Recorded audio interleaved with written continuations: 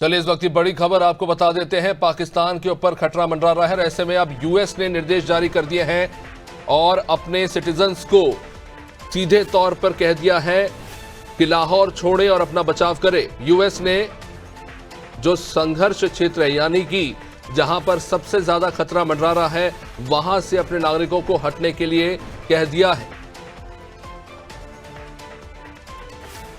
युद्ध के मुहाने पर खड़ा भारत और पाकिस्तान, जहां पाकिस्तान के ऊपर लगातार भारत एक के बाद एक स्ट्राइक कर रहा है और इन सब के बीच में अब खबर आ रही है कि यूएस ने अपने नागरिकों को सीधे तौर पर निर्देश दे दिए हैं कि लाहौर छोड़े और अपना बचाव करे। यूएस ने सीधे तौर पर संघर्ष क्षेत्र को छोड़ने के निर्देश दे दिए हैं। यानी कि इसका सीधा सीधा मतलब यह है कि पाकिस्तान की सिक्योरिटी पूरी तरीके से कॉम्प्रोमाइज हो चुकी है और यूएस भी ये बात समझ चुका है कि भारत इस बार पीछे हटने वाला नहीं है। ऐसे में अपने नागरिकों की चिंता को मद्देनजर रखते हुए यूएस के द्वारा निर्देश जारी किए गए जो अमेरिकी नागरिक इस वक्त पाकिस्तान में है, वो लाहौर छोड़े और संघर्ष क्षेत्र जहां भी खतरा मंडरा रहा है, ऐसे में वहां से अब यूएस ने अपने नागरिकों को हटने के लिए कह दिया है। इस बार कहीं ना कहीं पाकिस्तान अलग थलग पड़ता हुआ नजर आ रहा है, जहां हर बार पाकिस्तान कायरतापूर्ण हरकत करता है और उसके बाद दूसरे देशों को अपने साथ लेने की कोशिश करता है और खुद को विक्टिम दिखाने की कोशिश करता है। इस बार भी ऑपरेशन सिंदूर के बाद पाकिस्तान ने कुछ ऐसे ही प्रयास किए थे, लेकिन दिलचस्प बात यह है कि तमाम विदेशी अखबारों में इस बार जिन शब्दावली का इस्तेमाल हुआ वो सीधे तौर पर यह बताता है कि विश्व भी यह मानता है कि पाकिस्तान आतंकियों का पनाहगार है। हर बार वो आतंकी हमले करता है और जाके छुप जाता है, लेकिन इस बार ये मौका भारतीय सेना पाकिस्तान को देगी नहीं। ऑपरेशन सिंदूर से ये आतंकी संभल पाते, उसके बाद ही ड्रोन अटैक किया गया है और पाकिस्तान के एयर डिफेंस सिस्टम को तबाह किया ही गया। वही पाकिस्तान ने जो हमलों की कोशिश की उसे भी नाकाम कर दिया है। जो पेल्टिंग वहां पर हुई है,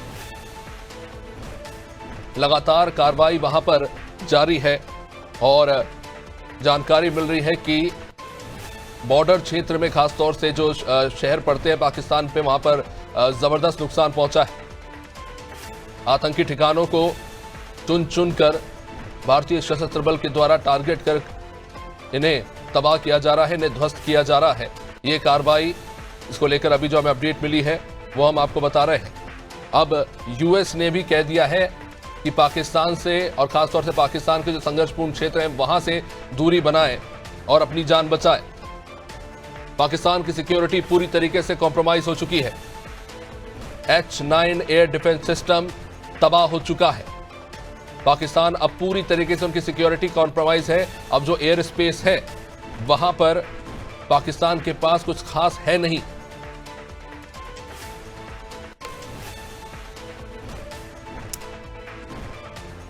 चलिए, रक्षा विशेषज्ञ नर बहादुर राणा जी हमारे साथ इस वक्त जुड़ चुके हैं। राणा साहब, बहुत बहुत स्वागत है आपका अनादि टीवी पर। और ये जो हम खबरें देख रहे हैं, सबसे पहले जो खबर आई कि H-9 जो एयर डिफेंस सिस्टम है पाकिस्तान का, उसे तबाह कर दिया गया है। एंड अब ये खबर आ रही है अब से थोड़ी देर पहले, यूएस ने अपने नागरिकों को लाहौर और खासतौर से वो क्षेत्र जहां पर अब एक्टिवली संघर्ष देखने को मिल रहा है, उन क्षेत्रों को छोड़ने के लिए कह दिया है। नागरिकों का है कि अपने आप को वहां से बचाए। इसका क्या मतलब निकाला जाए? क्या पाकिस्तान की जो सिक्योरिटी है पूरी तरीके से अब कॉम्प्रोमाइज हो चुकी है और पाकिस्तान के पास अपने बचाव के लिए कुछ नहीं, और एक और खतरा मंडरा रहा है पाकिस्तान को अपने खासतौर से उनके आतंकी ठिकानों को लेकर?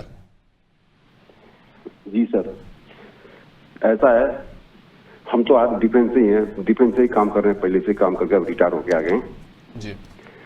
तो पाकिस्तान का जो है ये पहली बार नहीं है, ये हमेशा ऐसा करता रहता। अभी जो है यूएस ने जो अपना वो नाइफ छोड़ दिया है, कोई बात नहीं, लेकिन वो हम लोग को भी अपने स्टडी होकर रहना पड़ेगा। और भारत तो कुछ करेगा, इसमें कोई फर्क नहीं है। हम लोग तो करेंगे कुछ तो कुछ, और वह रणनीति बन रहा होगा वहां पे, और उनको सूचना, गुप्त सूचना पता चल चुका होगा कि क्या होने वाला आने वाले समय में।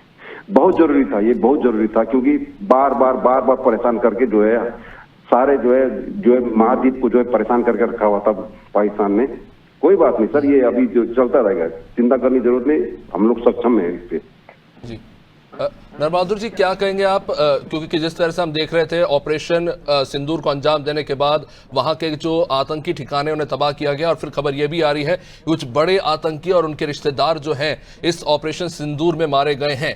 उसके बाद पाकिस्तान ने ये जो हमला करने की कोशिश की है, क्या इसे इस तरह से देखा जाए कि एक बहुत ज्यादा पॉलिटिकल प्रेशर भी है वहां की आम जनता के द्वारा, या फिर कह सकते हैं कि सेना कहीं ना कहीं अपने आप को बचाने की कोशिश कर रही है और दिखाने की कोशिश कर रही है कि हम डरने वाले नहीं है, लेकिन हालत उनकी बहुत खराब है?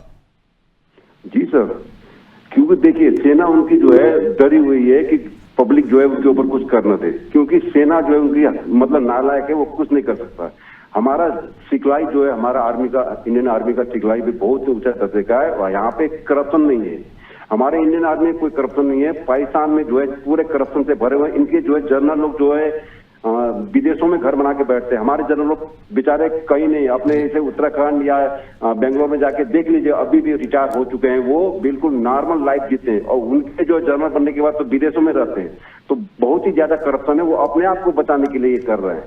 चिंता करने की जरूरत नहीं, भारत सक्षम है और हम लोग सक्षम है। अगर मौका मिलेगा तो हम भी अपना सहयोग देंगे। चलिए, निश्चित रूप से आप बने रहिए हमारे साथ और भी एक्सपर्ट्स जो है जुड़ रहे हैं, उनसे चर्चा करेंगे। डॉक्टर भारत भूषण वत्स जो है इस वक्त हमारे साथ जुड़ चुके हैं, रिटायर्ड कर्नल है। बहुत बहुत स्वागत सर आपका अनादि टीवी पर। भारत भूषण जी जी नमस्कार, आप तक आवाज पहुंच रही है? जी हाँ बिल्कुल। जय हिंद। जय हिंद जी। निश्चित रूप से भारत भूषण जी, सीधा सवाल यही है कि जिस तरह से हम देख रहे हैं कि कल भारतीय सशस्त्र बल ने जिस तरह से ऑपरेशन सिंदूर का अंजाम दिया, और उसके बाद जो ऑफिशियल स्टेटमेंट और प्रेजेंटेशन में कहा गया कि भारतीय सेना ने अटैक किया है, ऑपरेशन सिंदूर के तहत स्ट्राइक किया, बट हमने पाकिस्तान के सैन्य ठिकानों को या सिविलियंस को बिल्कुल टारगेट नहीं किया। ये एक प्रिसाइज अटैक था जो आतंकी ठिकाने हैं हिजबुल मुजाहिदीन, जैश ए मोहम्मद और लश्कर तैयबा के, तो हमने उन पर अटैक किया है जिसका अधिकार यूएन से प्राप्त है। यूएन के जो प्रावधान है उसके तहत कोई भी देश अगर उन्हें खतरा महसूस होता है और उन्हें ऐसी कोई आतंकी गतिविधि होने की संभावना नजर आती है और उसके पुख्ता इंटरनल इनपुट्स मिलते हैं, तो भारत ने उसी के आधार पर कार्रवाई की। लेकिन उसके बाद सीधे तौर पर पाकिस्तान ने, जो कल तक रोता रहा कि इंटरनेशनल कोर्ट्स का भारतीय सेना ने उल्लंघन किया है, पाकिस्तान ने अब जो किया है, भारतीय शहरों पर हमला करने की कोशिश की, यह सीधा सीधा एक्ट ऑफ वॉर है। अभिषेक जी, मैं आपकी बात से पूरी तरह से सहमत हूं और आपने 2-3 इंपॉर्टेंट मुद्दे उठाए हैं जी। सबसे पहले तो आपने यूएन की बात करी जी। यूएन मैंडेट की बात है, ठीक है, यूएन चार्टर की बात ठीक है, लेकिन यूएन की आज के माहौल में रेलेवेंस क्या है? आज यूएन को मान कौन रहा है? ना यूएसए मान रहा है, ना फ्रांस मान रहा है, और वो तो सब्सक्रिप्शन तक नहीं दे रहे हैं। तो जो ग्लोबल पुलिसिंग का जो कंसेप्ट बनाया गया था यूएन के माध्यम से, और कुछ लोग उसका गलत इस्तेमाल कर रहे थे, वो सब खत्म हो चुका है। 1945 के माहौल में, सेकेंड वर्ल्ड वॉर के बाद में बना यूएन अब अपनी रेलेवेंस को खो चुका है, नंबर 1। नंबर 2, हम अपनी सुरक्षा करने का अधिकार रखते हैं और अब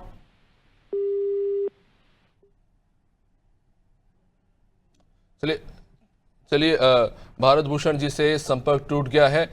विनय रस्तोगी इस वक्त हमारे साथ दिल्ली से जुड़े हुए हैं। विनय, इस वक्त हम देख रहे हैं बॉर्डर पर, विनोद माफ कीजिएगा, बॉर्डर पर बहुत ज्यादा इस वक्त तनाव का माहौल है और सबकी नजर इस वक्त दिल्ली पे है, क्योंकि दिल्ली में सब इकट्ठा है और बॉर्डर पर इस वक्त पाकिस्तान सबसे ज्यादा डरा हुआ है। इस्लामाबाद में खलबली है।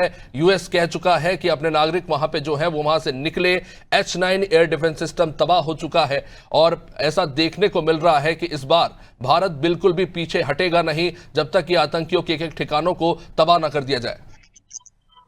अभिषेक, देखा जाए तो जिस तरह से कल सुबह 1 बजे, जिस 1:05 से स्ट्राइक करी गई और एक साथ 9 ठिकानों को निशाना बनाया गया और मात्र 25 मिनट का ऑपरेशन चला और इस 25 मिनट में देखा जाए तो 100 से ज्यादा आतंकवादियों को घेर कर दिया गया। मगर देखा जाए खाली 9 ठिकाने नहीं, कुछ 9 ही ठिकाने नहीं थे, टोटल 21 जगहों को चिन्हित किया गया था, जिसमें से 9 पे हमला कराकर एक दिन में टारगेट करा गया था, जिसमें 12 अभी बाकी है। जिस तरह से आप सुबह से आप खबर देख रहे हैं, लगातार इनपुट आ रहा है पाकिस्तान से। अभी भी देखा जाए 8 से ज्यादा शहरों पे जो धमाके हो रहे हैं, जो हमले हो रहे हैं। और आज अजहर मसूद की बात की जाए, उसका एक भाई भी धराशायी हुआ, मारा गया है। तो कहीं ना कहीं ये भारत के लिए जो हमारे 28 से ज्यादा जो नागरिक मारे गए थे पहलगांव के अंदर, ये उनका श्रद्धांजलि है। लोगों में गुस्सा था। और बात की जाए तो पहले जब भी देखा जाए, इससे पहले 2 बार सर्जिकल स्ट्राइक हुई थी तो विपक्ष सबूत मांगता था। पहली बार ऐसा हुआ है विपक्ष सरकार के साथ खड़ा हुआ है। आज देखा जाए सर्वदलीय बैठक चल रही है, मगर वहां कोई हंगामा नहीं है, कोई सबूत की बात नहीं है। सीधा सीधा सरकार के साथ खड़े हैं और सरकार को सूझ रहे हैं, समझ रहे हैं। अभी जैसे आपने कहा कि हाँ कुछ माहौल बना हुआ है, देखा जाए जैसे पुंछ का जो एरिया है जहाँ पाकिस्तान ने कायराना हरकत में सीज फायर का उल्लंघन करा और जो रिहायशी एरिया है, रेजिडेंस एरिया है, उस पर मोर्टार दागे और फायरिंग करी, जिसमें हमारे कुछ नागरिक मारे भी गए और कुछ घायल भी हुए।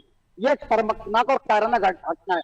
हमने जो हमला किया था, जो हमने कार्रवाई की थी, वो सीधे सीधे आतंकवाद पर थी। कोई रिहायशी एरिया नहीं था, कोई आर्मी के जवान को, चाहे वो पाकिस्तानी जवान था, हमने उससे कोई हमला नहीं किया, उसको नुकसान नहीं पहुंचाया गया था और ना ही किसी नागरिक को नुकसान पहुंचा। उसमें सिर्फ वो लोग टारगेट बने थे जो कहीं ना कहीं दहशतगर्द थे और समाज के दुश्मन भी थे। निश्चित रूप से विनोद, जिस तरह से आज हम देख रहे हैं कि भारत के जो बॉर्डर इलाके में कुछ शहरों को टारगेट करने की कोशिश हुई, लेकिन भारतीय एयर डिफेंस ने इनके तमाम जो हरकतें थी बॉर्डर पर उन्हें नाकाम कर दिया। कहीं ना कहीं अब पाकिस्तान जो है घुटनों पर आता नजर आ रहा है। कल तक जो पाकिस्तान की जो संसद है वहां पर शहबाज शरीफ वहां पर शेखी बघारते नजर आए कि हम मुंह तोड़ जवाब देंगे। वहां के जो रक्षा मंत्री हैं और विदेश सचिव भी हैं, कुछ इस तरह की बातें कर रहे थे। लेकिन अब स्थिति निकलकर सामने आ गई है कि पाकिस्तान की सच्चाई क्या है और वो कहां पर खड़ा है। और खासतौर से तब जब दूसरे देश जो उसके मित्र देश कभी हुआ करते थे वो भी कहीं ना कहीं अलग थलग पड़ते नजर आ रहे हैं और यूएस ने भी लगता है साथ छोड़ दिया है। देखो अभिषेक, जिस तरह देखा जाए यूएस ने साफ साफ अपने नागरिकों का कहा है, चाहे वो लाहौर हो, चाहे इस्लामाबाद हो, कराची हो, इन सब शहरों से दूरी बनाई जाए। सीधा से उनका एक अल्टीमेटम है कि वो किसी तरह से भी पाकिस्तान छोड़ दें।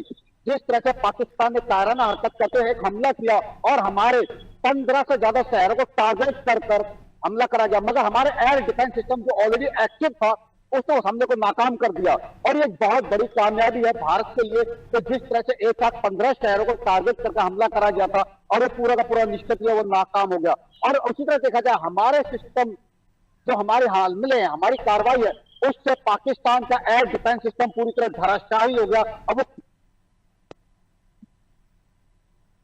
निश्चित रूप से विनोद, लेकिन एक बड़ी बात यह भी है कि जो सर्वदलीय बैठक हुई थी उसमें जो बयान आया है और रक्षा मंत्री राजनाथ सिंह के द्वारा कहा गया है कि एस्टिमेटेड 100 के लगभग आतंकवादी जो है, ये जो हिजबुल, लश्कर तैयबा और लश्कर तैयबा और जैश ए मोहम्मद के जो आतंकी ठिकाने हैं उस पर मारे गए हैं। पाकिस्तान भले ही सिविलियंस का रोना रोता रहे, लेकिन सच्चाई यह है कि ये जो अटैक्स किए गए हैं उनमें अब जो उनका रोना निकलकर सामने आ रहा है कि आतंकी जो है इस बड़े अटैक में मारेगा। और कहीं ना कहीं यही खुंदक निकालने के लिए रातों रात जो है पाकिस्तान ने भी भारत पर हमला करने की कोशिश की।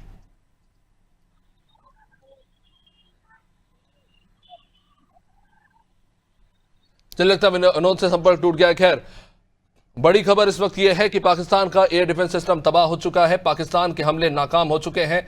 भारतीय एयर डिफेंस ने पाकिस्तान को मुंह तोड़ जवाब दिया है और अब यूएस ने भी कह दिया है अपने नागरिकों से वहां से निकले और संघर्ष वाले जो क्षेत्र हैं वहां से अपने आप को बचाएं। इस वक्त की सबसे बड़ी खबर आपको बता रहे हैं, यूरोपियन यूनियन भारत के समर्थन में आ गया है। यूरोपियन यूनियन ने कहा है कि गुनाहगारों को तो सजा मिलनी ही चाहिए, आतंकवाद को कतई सही नहीं ठहराया जा सकता। यह एक बहुत बड़ा स्टेटमेंट है क्योंकि अब तक यह देखा जाता था कि यूरोपियन यूनियन अक्सर इस तरह के मामलों में डिप्लोमेटिक रास्ता अपनाता था या फिर एक तरह से कह सकते हैं कि कोई भी सीधा जवाब कह सकते हैं, चाहे समर्थन हो या विरोध, नहीं दिया करता था और हमेशा शांति वार्ता के पक्ष में बात होती थी। लेकिन जैसा कि रुख अपनाया है भारत ने कि आतंकवाद के साथ कोई बातचीत नहीं होगी, अब सीधा एक्शन होगा। और इसके बाद ये जो बड़ा ऑपरेशन सिंदूर जो भारतीय सशस्त्र बल के द्वारा अंजाम दिया गया है, उसके बाद अब जो कार्रवाई हुई है ये एक बड़ी खबर है। निश्चित रूप से यूरोपियन यूनियन अब भारत के साथ आकर खड़ा हो गया है। सवाल यह है कि अब पाकिस्तान क्या करेगा।